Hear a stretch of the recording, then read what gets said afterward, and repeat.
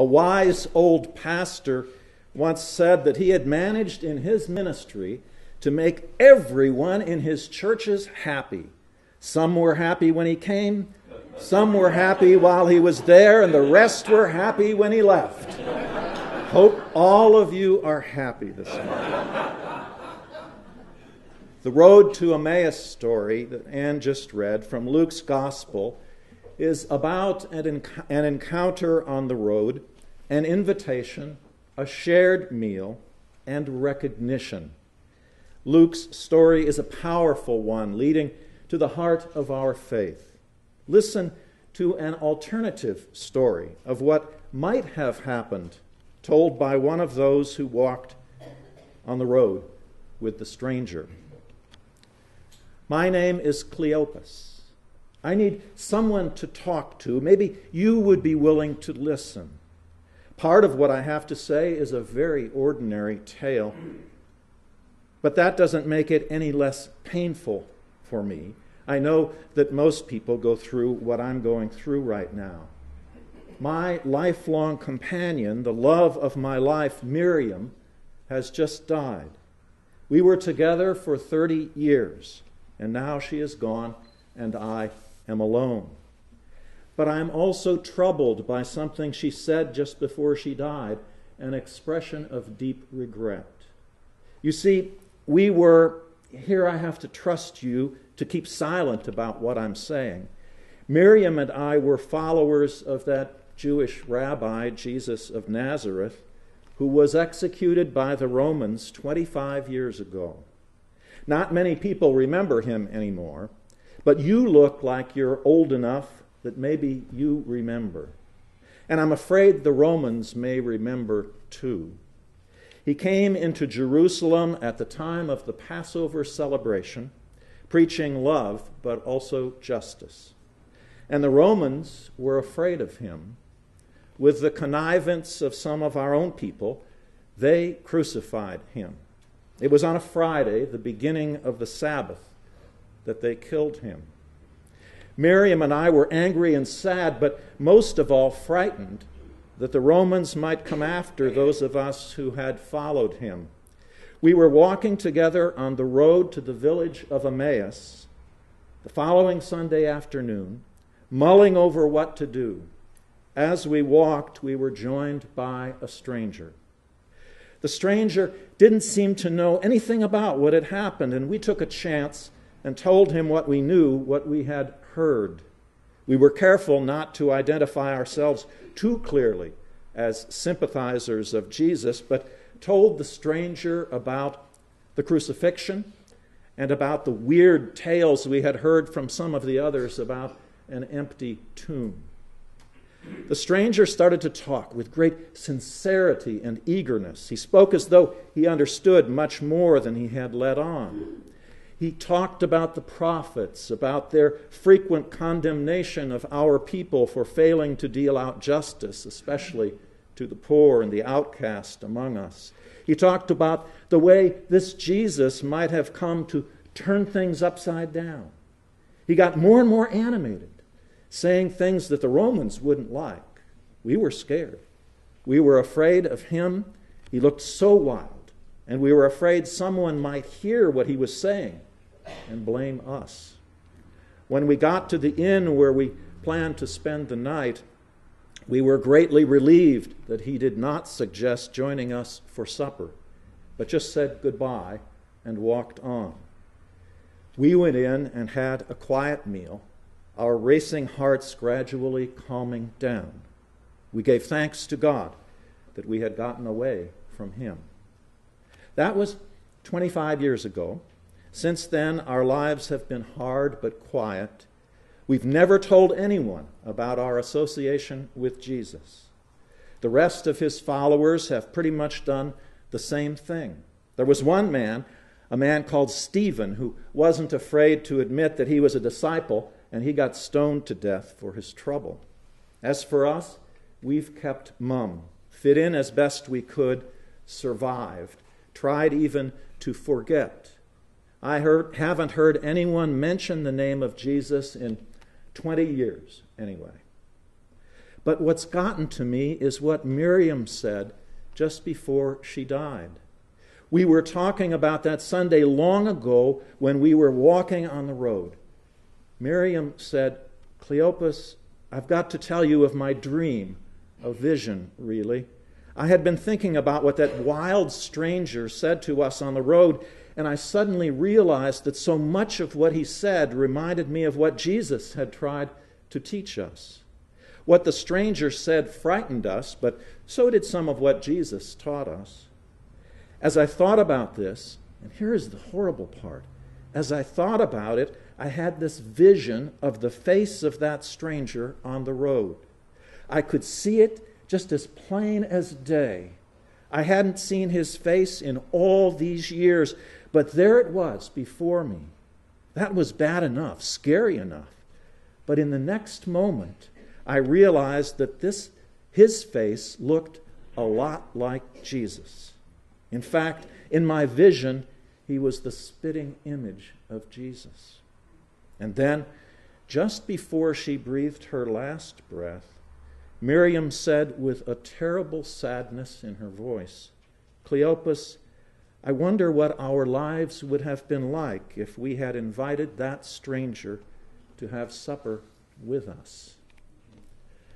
No matter who you are or where you are on life's journey, you are welcome here. You are welcome at this table. That welcome is at the core of our community, our beloved community. Note that in my story, Miriam expresses her heartfelt regret that she and Cleopas did not invite the stranger to eat with them. She sensed that it would have changed their lives had they done so. They gave up a chance to meet the risen Christ personally by inviting a stranger to share shelter and to meal with them. But it is not simply a loss for them. For Cleopas tells us that no one talks of Jesus anymore. He has been forgotten. The Christian movement has died a-borning because the followers of Jesus were too frightened to testify about him and the God he embodied in his life and teachings. In what I believe is the most insightful book ever written about the United Church of Christ, Randy Jones Walker writes concerning the UCC understanding of the mission of the church. The mission is, after all, the purpose of all the care we bestow on the beloved community. The traditional mission of the church entails proclamation of the gospel of Jesus Christ, healing the bodies and souls of people, healing the wounded relationships between peoples, and finally bearing witness to the love of God for humanity by creating social structures of justice and integrity. Cy King used to say that when I preached here, he could always be sure that he would know what was going on in the Peanuts cartoon of the day. Well, in a recent classic Peanuts cartoon, Charlie Brown and Linus are outside leaning on an old rail fence. And Linus says, "Ow!" Lucy happens along and says, "What's the matter with you?" Linus replies, "I have a sliver in my finger." To which Lucy responds, "Aha! That means you're being punished for something. What have you done wrong lately?" Linus says, "I haven't done anything wrong." Lucy argues, "You have a sliver, haven't you? That's a misfortune, isn't it? You're being punished with misfortune because you've been bad." Charlie Brown tries to counter Lucy. "Now, wait a minute, Lucy cuts him off, saying, "What do you know about it, Charlie Brown? This is a sign. This is a direct sign of punishment. Linus has done something very wrong, and now he has to suffer misfortune." She concludes, "I know all about these things. I know that..." But this time, Linus interrupts her. "It's out. It just popped out." Lucy stalks away frowning, and a broadly smiling Linus has the last word. Thus endeth the theological lesson for the day. We are not yet to the end of today's theological lesson. Hear Randy Jones Walker's words again. The mission of the church entails proclamation of the gospel of Jesus Christ, healing the bodies and souls of people, healing the wounded relationships between peoples, and finally bearing witness to the love of God for humanity by creating social structures of justice and integrity. That says a lot about how the UCC understands the mission of the church, and I think it says a lot about how this congregation has lived out that mission, healing bodies and souls of people within and without the congregation, healing wounded relationships between peoples, and bearing witness to the love of God for humanity by creating social structures of justice and integrity. For it is not Lucy's God to whom we bear witness. It is the God embodied in the birth, life, teachings, death, and resurrection of Jesus Christ. It is the God of Isaiah's vision. We witness to that God by what we do around this table and by our open invitation to all to join us at this table. No matter who you are or where you are on life's journey, you are welcome here. And we witness by the work we do to create social structures of social justice and integrity.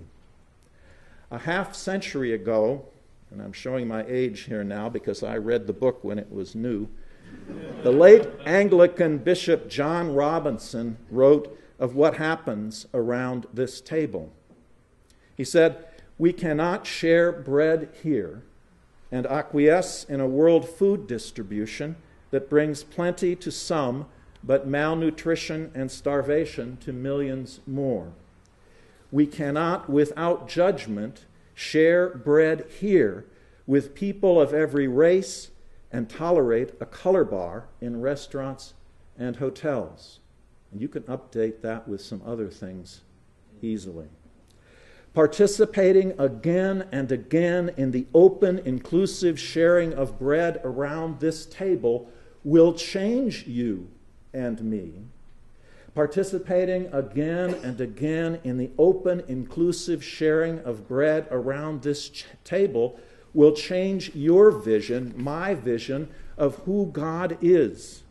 Participating again and again in the open, inclusive sharing of bread around this table will change the way you and I testify in the world.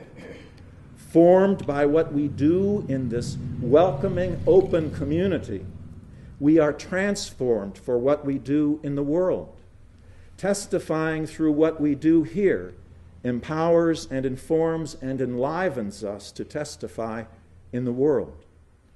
Randy Jones Walker puts it this way: our ecclesiology, that is the way you and I do church, requires that we continually honor our covenant as a diverse people in community together. Though we did not deliberately seek cultural and theological diversity, it has been given to us. She says, we are pushed into our liberal style by our commitments to one another. What we do around this table in this inclusive community, how we do it and with whom we do it, transforms us. But testifying in the world again and again will change who you are and who I am. Testifying in the world again and again will change your vision, my vision, of who God is. Testifying in the world again and again will change the way you and I participate in the sharing of bread at this table, in this community of faith. Friends, take the words of Isaiah that Anne read. They shall not hurt or destroy in all my holy mountain. Take those words to an all-night vigil against the death penalty outside a prison where an execution is taking place. You will see these words and this open, inclusive table differently.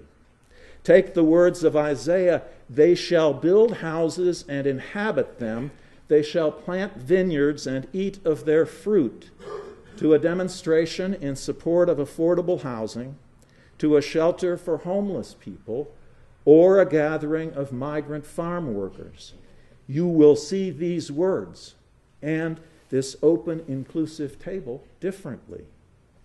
CUCC has often been a place where people can experience both the unconditional sharing of bread around this inclusive table and bearing witness to the love of God for humanity by creating social structures of justice and integrity.